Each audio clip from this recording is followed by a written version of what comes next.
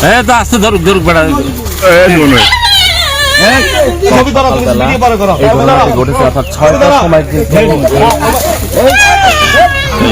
আমি হরিণে বলতে আছি যে হরিণ তুই ভয় পাইস না, তোর ভয় পাওয়ার কোনো কারণ নাই, তুই বাঁচিয়ে থাকবি। আমি যখন বাঁচিয়ে আছি দুলইতে, তখন হরিণরা মোটামুটি একটু সুস্থ হয়েছে। আর পর হরিণ আর কোনো তাড়া করে নাই।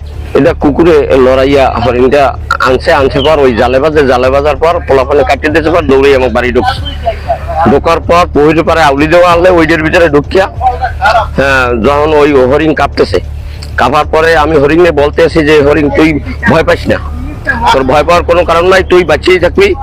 আমি যখন বাঁচিয়ে আছি দুলইতে, তখন হরিণরা মোটামুটি একটু সুস্থ হয়েছে। আর পর হরিণ আর কোনো তাড়া করে নাই। তারা না করণে আমি হরিণের অনেক বুস্টুস দিছি, কিন্তু হরিণ আমার কথা বুঝছে কিনা আমি জানি না। কিন্তু হরিণ আর একটা জায়গাও এক পাও জায়গাও সে লড়ে নাই। ওই জায়গায় হরিণ আমাকে বলার পর শুইছে।